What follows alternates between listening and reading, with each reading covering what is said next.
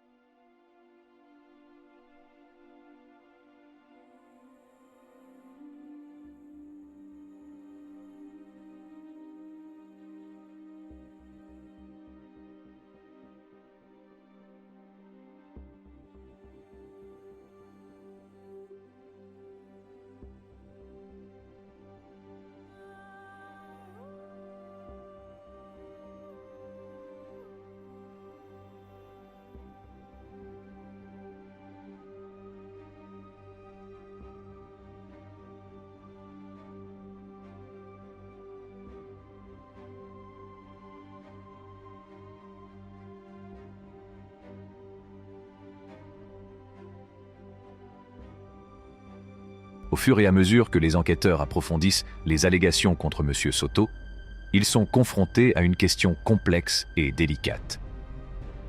Bien qu'il ait admis avoir eu quelques interactions physiques avec des élèves, M. Soto soutient que ces actions ont été initiées par les élèves eux-mêmes.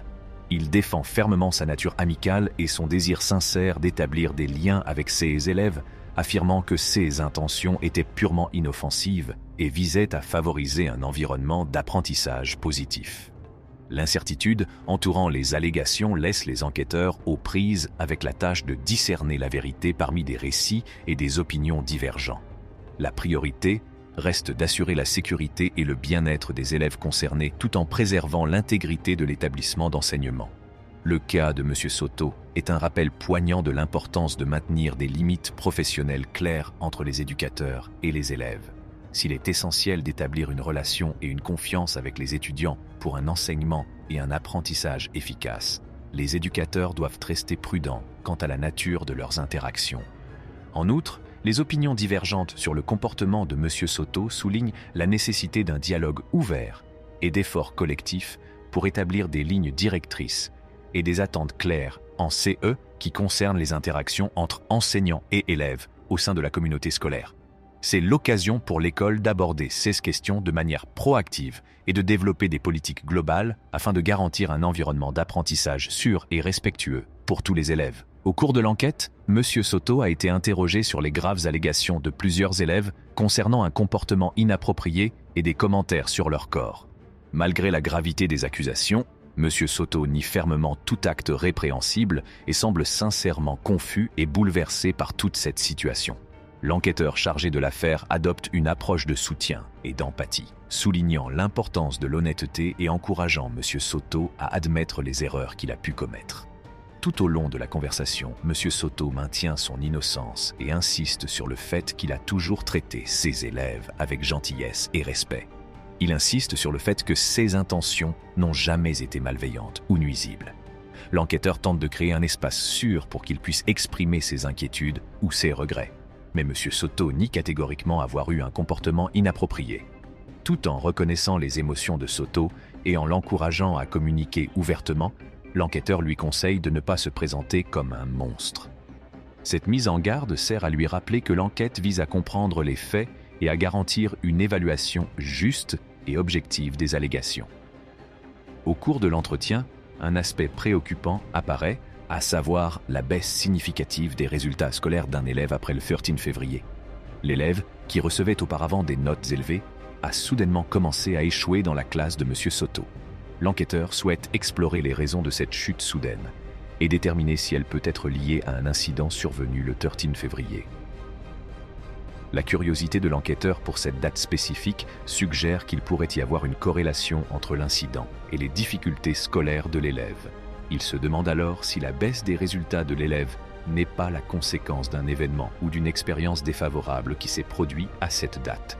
Au fur et à mesure que l'enquête se poursuit, l'accent est mis sur la collecte de preuves et de témoignages supplémentaires afin de mieux comprendre les allégations et leur impact possible sur les élèves concernés. L'enquêteur est déterminé à découvrir la vérité tout en tenant compte du caractère sensible de la question. Au cours de l'interrogatoire approfondi, M. Soto n'a pas hésité à nier tout acte répréhensible concernant ses interactions avec l'élève. Il répète qu'il n'a touché son bras que parce qu'elle lui avait dit qu'elle avait mal, soulignant que ses intentions étaient innocentes et visaient à la réconforter. Cependant, l'enquêteur a du mal à croire entièrement la version des faits de M. Soto, car d'autres témoins ont fourni des récits contradictoires. En outre, l'enquêteur évoque des déclarations antérieures de M. Soto, dans lesquelles il s'inquiétait de ne pas pouvoir faire quoi que ce soit à l'élève sans qu'elle le dise au monde entier. Ces déclarations soulèvent des doutes sur ses explications et ses intentions, indiquant qu'il pourrait y avoir des problèmes sous-jacents au-delà de ce qu'il est prêt à divulguer. Malgré les doutes et les inquiétudes soulevées au cours de la conversation, M. Soto reste déterminé à nier tout acte répréhensible.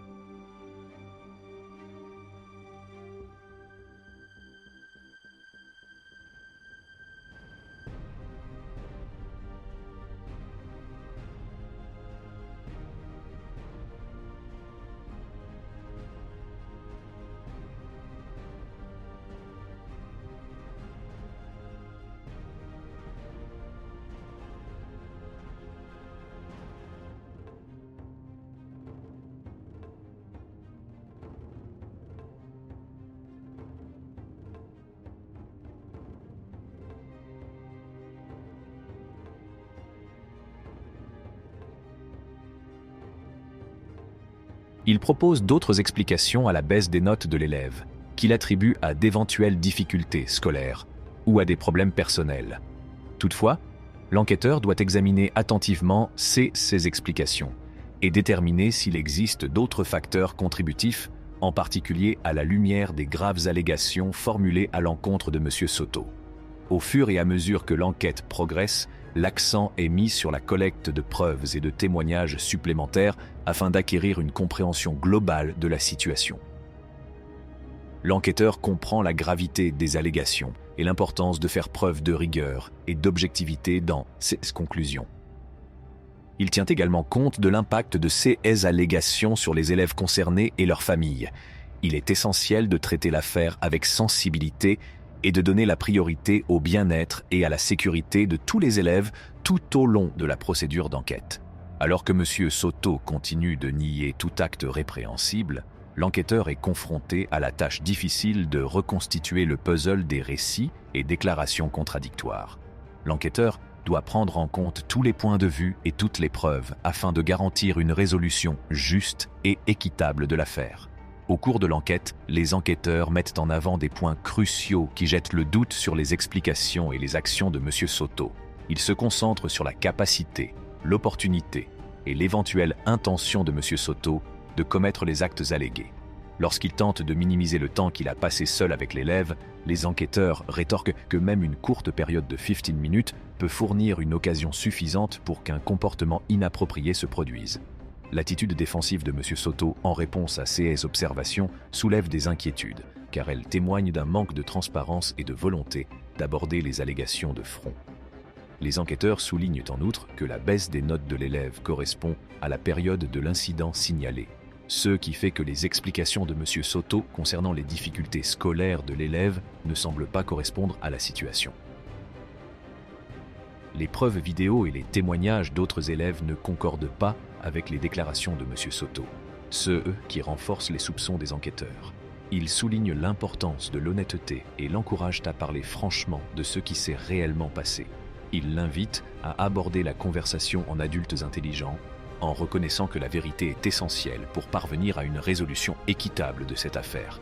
Les enquêteurs veulent découvrir les faits et procéder à un examen approfondi de tous les éléments de preuve disponibles.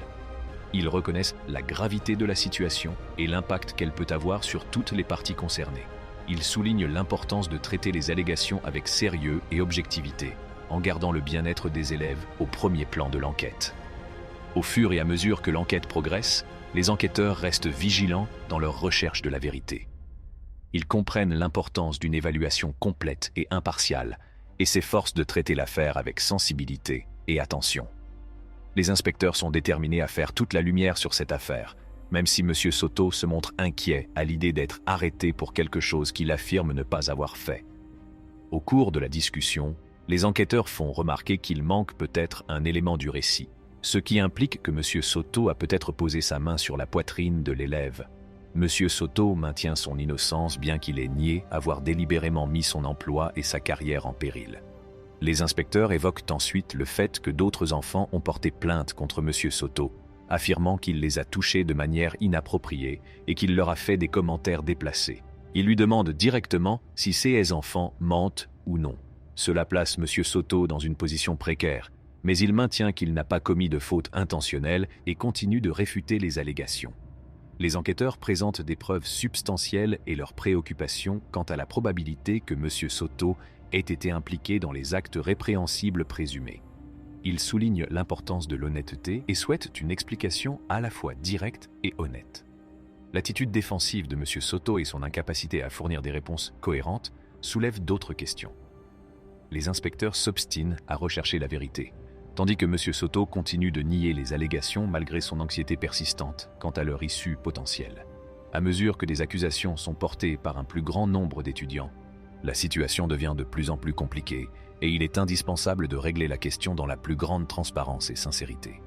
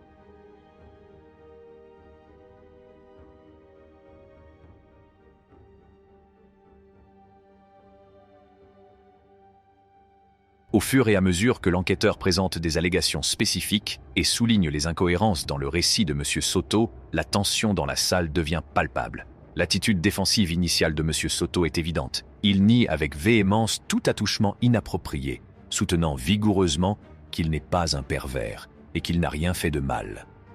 Cependant, au fur et à mesure que l'interrogatoire se poursuit et que le poids des preuves devient plus évident, la détermination de M. Soto commence à vaciller.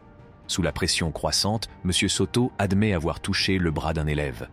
Il tente de minimiser l'importance de cet aveu, soulignant qu'il ne s'agissait pas d'un geste déplacé ou nuisible. Il justifie ses actes en affirmant qu'il s'agissait d'un geste innocent, peut-être destiné à consoler ou à rassurer l'élève. Il insiste sur le fait qu'il n'avait pas l'intention de dépasser les limites et croit sincèrement qu'il ne fait rien de mal intentionnellement. L'enquêteur peut continuer à interroger d'autres élèves et membres du personnel afin de dresser un tableau complet du comportement et des interactions de M. Soto. Il pourrait également consulter des experts juridiques ou des autorités supérieures afin de déterminer la marche à suivre. M. Soto a admis avoir chatouillé des élèves, mais il a nié tout acte répréhensible et a déclaré que ce comportement avait été adopté de manière agréable et innocente. Il révèle qu'il est profondément préoccupé par l'impact potentiel sur sa réputation, ainsi que par le risque de perdre son emploi ou de subir des conséquences juridiques à la suite de cette situation. Au cours de l'interrogatoire, M. Soto a d'abord nié tout contact inapproprié, mais a ensuite admis avoir touché le bras d'un élève. Cet aveu a été fait au cours de l'interrogatoire. Cependant, il est catégorique sur le fait qu'il n'y avait pas d'intention malveillante derrière ce geste, et il continue d'affirmer qu'il ne s'engage pas délibérément dans un comportement inapproprié. L'enquêteur a du mal à comprendre les informations contradictoires qui lui sont fournies. M. Soto admet également qu'il chatouille les élèves, mais il se défend en affirmant que ce comportement ne présente aucun danger. Il évite d'aborder complètement les effets que ces actes auront et donne l'impression d'être anxieux quant aux effets négatifs potentiels qu'ils auront sur sa réputation et sa carrière. Au fil de la conversation, M. Soto reste coopératif avec l'enquêteur, discutant ouvertement de l'affaire dans laquelle des commentaires ont été faits sur le corps d'une jeune fille. L'enquêteur prend acte de la volonté de M. Soto de parler de l'affaire et traite ses déclarations avec respect, reconnaissant qu'il est essentiel d'entendre son point de vue. Lorsqu'il est confronté au cas de Giulio Soto faisant des commentaires déplacés sur le corps d'une fille, M. Soto admet avoir fait des commentaires similaires, mais affirme qu'il ne considère pas cela comme un crime. Cet aveu inquiète l'enquêteur, qui souligne l'importance de comprendre la gravité d'un tel comportement, en particulier dans un environnement éducatif. L'enquêteur peut approfondir les commentaires de M. Soto, en cherchant à comprendre le contexte et l'intention qui les sous-tendent. Il s'enquiert du processus de réflexion de M. Soto et demande s'il était conscient du préjudice potentiel que ces paroles pouvaient causer. L'enquêteur peut expliquer que les commentaires rabaissant le corps d'une personne à l'état d'objet peuvent contribuer à créer une atmosphère toxique et inconfortable pour la personne concernée et les personnes qui l'entourent. Le fait que M. Soto n'ait pas conscience de la fréquence des commentaires de ce type pourrait indiquer qu'il a un angle mort dans sa compréhension d'un comportement approprié. L'enquêteur pourrait saisir cette occasion pour l'informer de la prévalence et de l'impact de tels commentaires, en soulignant l'importance de favoriser un environnement respectueux et inclusif pour tous les élèves. En réponse à la mention par l'enquêteur d'une chanson contenant le mot « sexy », M. Soto nie avoir utilisé ce terme pour décrire qui que ce soit et explique qu'il vient de la chanson. Cependant, l'enquêteur pourrait encore s'inquiéter de l'effet potentiel de l'exposition des élèves à des contenus contenant un langage explicite, car cela pourrait contribuer à une culture dans laquelle les remarques inappropriées sont normalisées. Pour répondre à ces questions, l'enquêteur pourrait suggérer des sessions de formation ou des ateliers sur la promotion d'une communication respectueuse et la création d'un environnement sûr au sein de l'école.